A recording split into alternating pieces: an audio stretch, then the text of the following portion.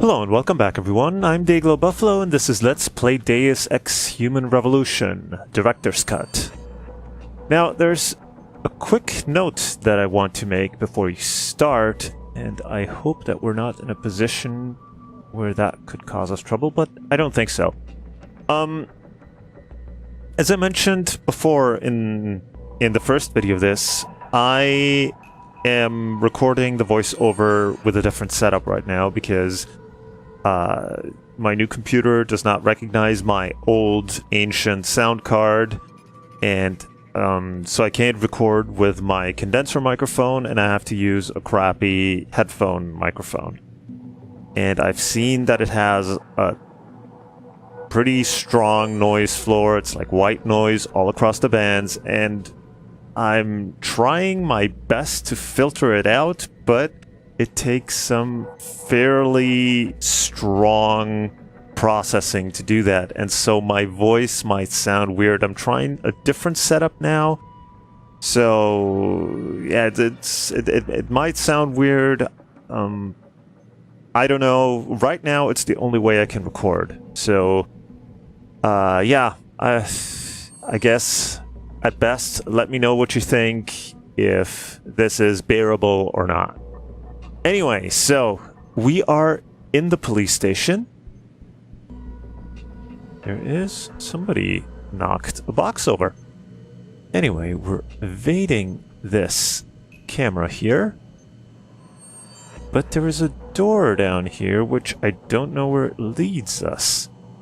So I think the best thing to do maybe is get back here behind this box. Can we? Yes, we can. So at least we can keep an eye on the camera. Because this might be a problem, because we might come storming through that door if a policeman sees us. But maybe not.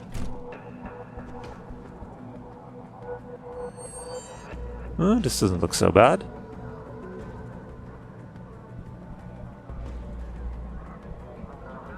No, that's just moving it. We can't go dumpster diving in the police station. And there's a guy, but there's also a grate. And we can open it from here! Adam's got very long and very limber arms, apparently. We might be able to take out that guy, but kind of the way he's leaning over there, maybe we don't want to do that unless we have to. So let's get in here. To be super sneaky, let's close it so nobody will be the wiser, and see where this takes us. Into an office. And up. Oh. There's a block here that we cannot... There must be a panel somewhere, probably in this office, that can turn these lasers off. But, well, we'll have to first find a way how to get into that. Oh, no, there's a panel right here, probably, to turn those lasers off. So, let's see. We don't even know whose office we're in right now. We've got a 10mm pistol to hawk. And... pocket secretary.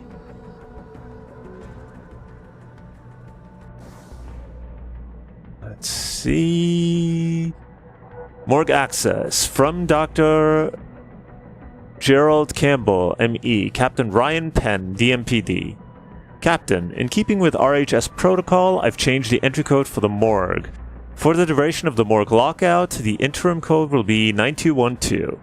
As soon as access has been restored to all personnel, the former code will be restored, and you will be so advised. Thank you, Dr. Gerald Campbell, and medical examiner. So, we need to get access to the morgue, because that's where the corpse is that we're looking for.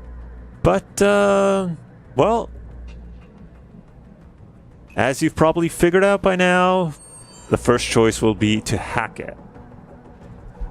Let's see. Hearts of steel. In the dawn, the morning light through the windows was rich like colors of autumn. Meredith lay in it, a snarl of sheets around her body. Jace's arm, the steel arm, across her bare thigh, like a discarded weapon. She traced up the cyber limb and across the place where metal met flesh, the seam of the joint rough and tanned. Jace stirred and woke. His craggy face softened. What's wrong? Meredith felt a peculiar mix of sadness and elation, a lightness in her chest, as if she were on the verge of tears. I was afraid you might hurt me. He was shocked. Mary, no, I would never. She wanted to look away, but she couldn't. I don't know what I'm feeling. He took her by the hand, out of the bed and up across to the window.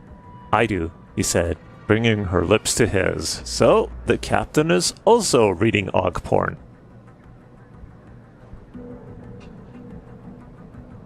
Money! Stealing from the police, I think, is praxis. So, uh-oh. So this guy actually does wander back and forth, or is that a different guy than the guy that was leaning? And it looks like there's more guys over there, maybe? So I think we'll have to take out that guy if we want to. Or we wait for him to go by and then try our hack. First of all, oh, level 2, so we should be good. Might take a while though. Oh, I didn't even notice him going by. Well, let's try it. Luckily, this is a video game and we can save. So, we want that. We want to come through here. That's not good. Oh, we can't go through there. This is crappy. This is not good. No, not good at all. We need again to have a first part undetected. Before long, we should invest in hacking stealth. Okay, that's better. Alright, let's see what we can do. We're ready to get the bottom part. Come on. Ah, there should be plenty of time. Or maybe not. Come on, come on, come on, come on, come on. 60, 70, 80. Access granted. Wow! That was close. And we got 200. So let's just...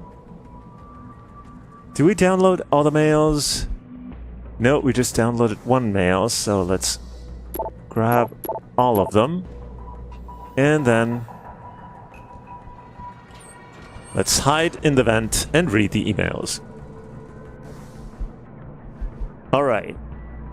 Over and done. From J. Manderley to Captain Ryan Penn. So, for those of you who have played the original Deus Ex game, you know who Manderley is. Captain, due to the present sensitive context, it is our recommendation that Case TA-00514 regarding the terrorist attack on Serif Industries be filed and closed ASAP. In our opinion, the conclusions proposed at this stage of the investigation are quite satisfactory. I have appointed a state medical examiner to perform the autopsies on the victims. This is a critical situation and we must try to keep the information contained as tightly as possible. I am certain you understand the public relations nightmare this incident implies and will act promptly and accordingly. Have your men reassigned by the end of the day. Joseph Manderley, Advisor to the Deputy Administrator, National Preparedness. Now there is no date on this, but I presume this refers to the original terrorist attack on Serif Industries, the one in the prologue. Not this last one. Maybe. Yeah, probably not. Or probably does. I don't know. Well, either one.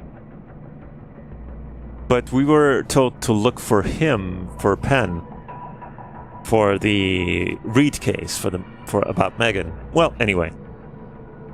Zeke Sanders, Elgato, Ezekiel Sandoval. Born 1990, Los Angeles, California. Paolo and Concepcion are probably his parents. 3 siblings, 5'10", 175 pounds. Features Hispanic, missing left eye, military tattoos, including USMC sigil. USMC, Afghanistan, wounded, medical discharge, re-enlisted under Recycle Military Program. Recycle Military Program, that sounds really nice. Operations classified, discharged under Cessation Act. Attack on civilians in Glendale Shopping Complex, Los Angeles, 13 injuries, no fatalities. Siege and hostage situation, diagnosed on-site as post-traumatic acute dissociation. Remanded into medical custody, Neuroprosthetic Rehabilitation Center near Camp Topaz, Utah. Declared cured 6 months later and released. Criminal activities, leader of anti-augmentation domestic terrorist group claiming responsibility for numerous acts of breaking and entering, vandalism, theft, arson, targets all associated with augmentation industry. MO of attacks consistently involves empty buildings with minimal security personnel, no fatalities, outstanding warrants. Should be considered armed and extremely dangerous, of course. Empty buildings, minimal security personnel, no fatalities, armed and dangerous. Alright, more procedures from Dr. Geraldo Campbell to Captain Ryan Penn. Sir, today marks the second time this year when I have been prevented from doing my job following an attack on Seraph Industries. If there exists some question about my skill level, my ability to be discreet, or the way I run my lab, I demand it to be brought to my attention immediately. Professional courtesy requires a proper explanation. Dr. Gerald Campbell, M.E. So, he was preempted in this investigation as well. So the first email from Joseph Manderley could refer to either one of the cases. Anyway, UV from J. Manderley to Captain Ryan. Captain, following the recent incident at Seraph Industries, the body of an identified male terrorist was delivered to your morgue. So, okay, the other male was probably the first incident, and this is the recent incident. You are hereby advised that this corpse has been classified ultraviolet under the revised Homeland Security Act 2012. In keeping with Article 7, Section 3, under no circumstances is the corpse to be transferred to the city morgue. It must remain in our own facilities until my people arrive to take possession. Pursuant to this, per Section 4, all persons of blue clearance or lower are denied access to your morgue. The medical examiner may remain on site, of course, to keep the body isolated, but there is to be no, repeat, no autopsy performed. These measures will be in place until I deliver the all clear. Thank you for your understanding in this matter. Joseph Manderley, advisor to the Deputy Administrator, and so on and so forth. So, there remains one...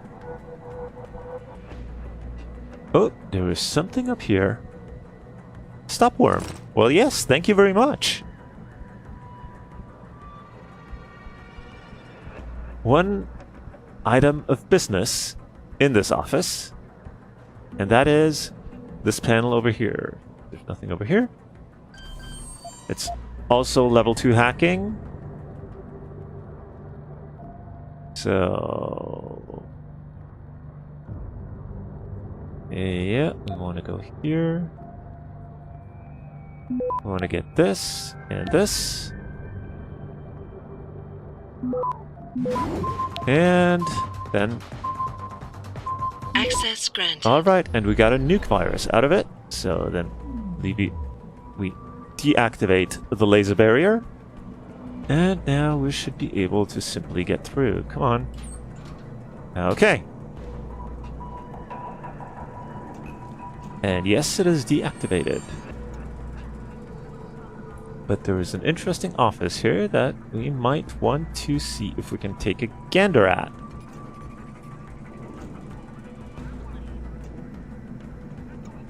Okay. Branching paths. I don't like that. Okay, another office with a security station, so we might want to take a look in here.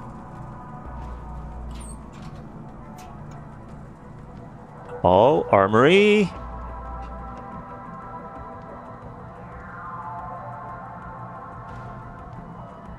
Can we just walk in? No, we can't. Oh, this could be a major payday. We might then actually have to run to the arms dealer right away in order to empty our inventory. But first of all, let's see if we can even get in there. So let's grab pistol and money. This is level 3. So for now, unless we start investing in more hacking, we cannot get in there. Oh. This should open the door, actually. So let's take a look at this. Okay, this is the same setup more or less that we just saw.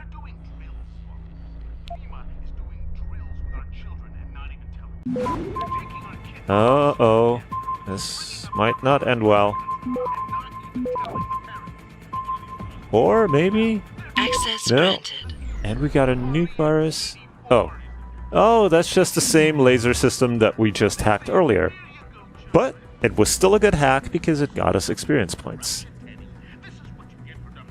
So to get in here, we probably have to hack the security station. So first of all, let's take a look at our situation. We need 2,000 more points to get another Praxis kit. Now the question is that if we invest in more hacking, we may have to invest in stealth as well, which only costs 1, so we could do that. But that will put us further away from getting our legs enhanced. So let's leave this for now and check out the rest here. Maybe we can accumulate some more XP along the way. Oh, are we going to the floor above? We're gonna stay here until I get some answers, kid. We're talking about some serious fucking crimes. Crimes? What are you talking about, man? My brother's missing and you want to charge him? Typical. All right, let's try this again from the top. When was the last time you saw Lucky? Okay. Can we maybe stun this guy and then take the other guy out? We was hanging with some old friends. I don't think so, but, you know, could be worth a try. But he has to come back over here. We know Jason is still in the deep, and there's no reason to something big. Come on, come back here. Why you bothering me? Okay, smart mouth. How does all trafficking grab you, huh? Does that ring a bell? No, Maybe actually... the BRBs are having a chat with your brother right now. Oh, there's another guy. Now you've got nothing to say. Hello? No, this doesn't work at all. We cannot take out 3 guys. Stay here until I get some answers, kid. We're talking about some serious fucking crimes. Crimes? There's a guy leaning right next to the vent, so there's no way we can get in there stealthily.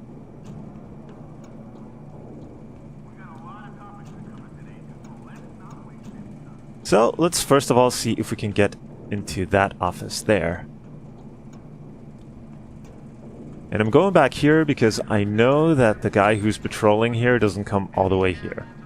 So now we follow him, kinda, sorta. But this one's locked. And there's... Huh.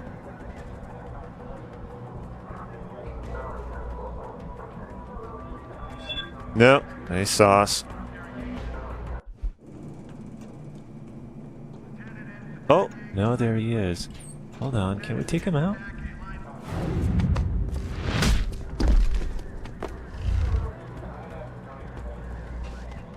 Nobody noticed us?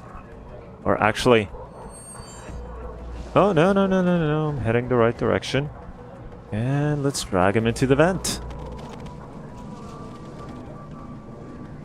Here. Have a good nap. And give me money. And the gun. Okay, there's two guys over there. I don't know if we can take him out, though. Does that guy ever turn around? Because maybe we could sneak up on the guy who's reading and knock him out, and then knock this guy out.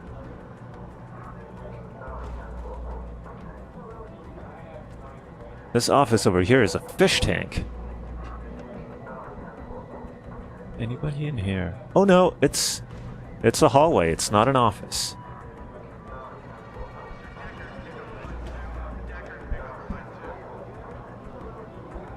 So let's see. Save, as always, before trying things. We take him out all sneaky sneaky. Grab money, gun, and a candy bar. And then, well, we've got so many of them. Let's eat a candy bar.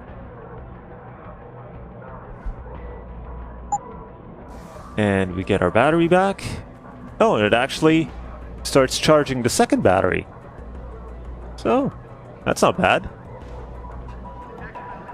So now we're again waiting for the second battery to charge.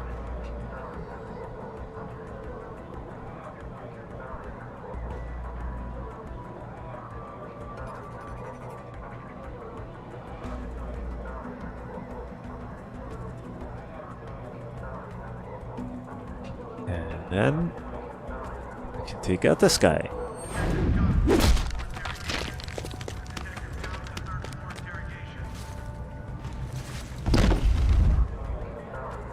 All right. Nobody noticed. Real eagle eyes, these police officers. So let's get him a little bit out of the way.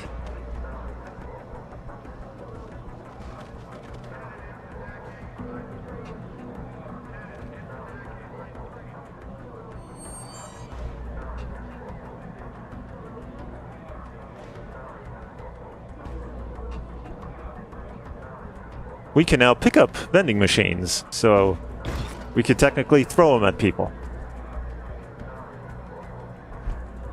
Alright, Global Politics Review, 2026 edition, Chapter 5, The European Quagmire. With America's attention increasingly focused on internal problems, its withdrawal from NATO and the subsequent dissolution of that military political entity has left Europe without its primary overseas ally and a vacuum at the European Union that the European Union has struggled to fill. The creation of a replacement for NATO, the European Common Defence Alliance, ECDA, while far-reaching, remains mired in bureaucratic red tape. Ranged against an increasingly aggressive Russian Federation, the European Union is split between the hawks and the doves, who wish to either defang or appease the reawakening bear. While trying hard to maintain an outward sense of accord, lines of dissent and odd rivalries simmer just below the surface across mainland Europe, threatening to make themselves apparent. Tensions over economic factors and the tissue-thin border controls between nations are stressing the bonds between the EU nations towards a breaking point. Okay. So, those guys are taken care of. Ah. Hopefully there will be nobody coming up here because there's a panel here that we can hack, which is an alarm. Oh, no, we can't hack it. It's level 3. It's an alarm panel, so if one of the policemen gets spooked, they can come there and ring the alarm. But if we hack it and deactivate it, they can't use it. And, well, it's always a good thing because then they can't pull the alarm on you. And on the other hand, you get to hack and you get experience points. Okay. This looks funky. So we want to go here to 1, then 2, then here it doesn't matter, and then here we want to go to the bottom. Come on. Oh. No. Oh. Went off right away.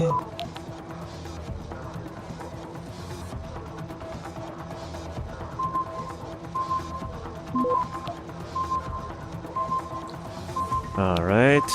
Let's exit and try again. See if we can do the first hack undetected. Nope.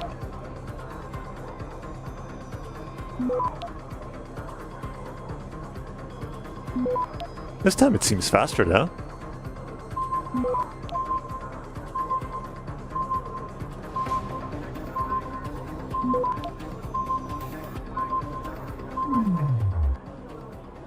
We use the stop worm. Access granted. And we're in.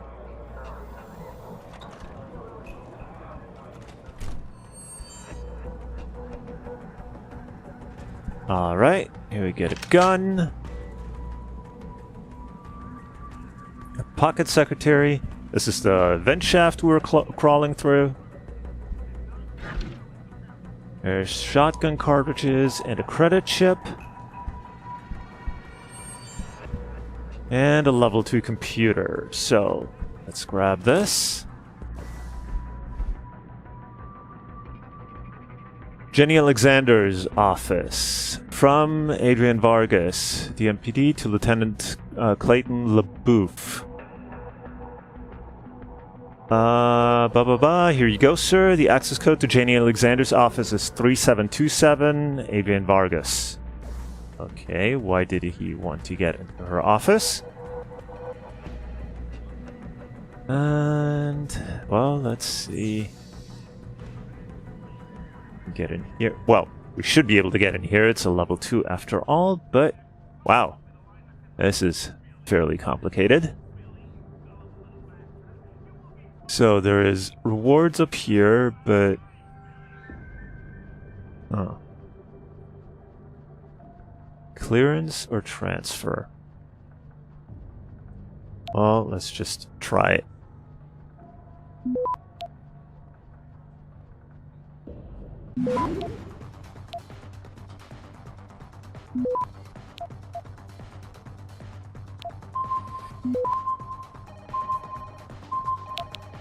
No, I don't think we can get those Access granted. rewards, so we'll just have to stick with whatever we can get. Alright, so let's take a look at the emails. Gang activity. Ditworks. Blah, blah, blah. Oh, from FEMA. Clay. I've been seeing more and more of these augmented gangsters encroaching on our security perimeter. They keep it up, and the general public may get wind of what's really going on in here. Jackie's gonna be in touch. Give him whatever help he needs. Weapons stockpile from Detective Jenny Alexander to Lieutenant Clayton LaBouffe. Sir, I think I've got a lead on a D-Row baller's weapons stash. One of the people I've gotten close to was bragging about a hidden space under the floor of an old ruined building deep in derelict row.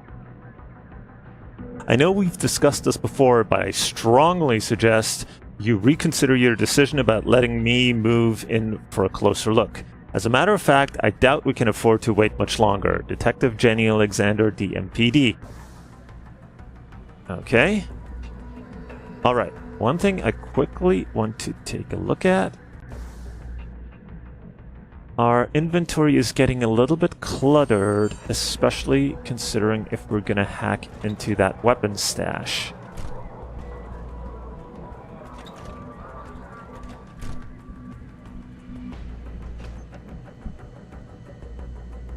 I think this just leads to that security office that we were in earlier.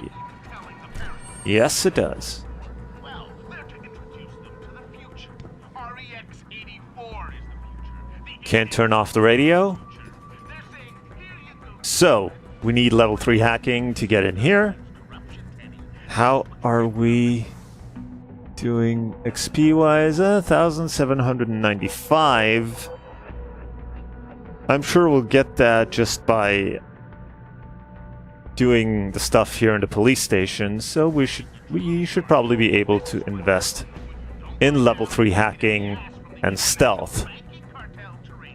But I think we will do that in the next part. So for now, thank you very much for watching. I think actually what I'm gonna do between videos, I'm gonna pop down to the arms dealer and sell all the stuff that I have that I don't need, just so that, you know, I don't have to do it in a video, so you don't have to watch it, because that'll be boring anyway. So I'll do that, and then we'll be back with level 3 hacking, and we will try to get into the security station. Alright, well, so that's the plan for the near future. For now, thank you very much for watching. If you enjoyed it, please leave a like or a comment below. And subscribe to stay up to date, and I will see you in the next part. So until then, have a good one.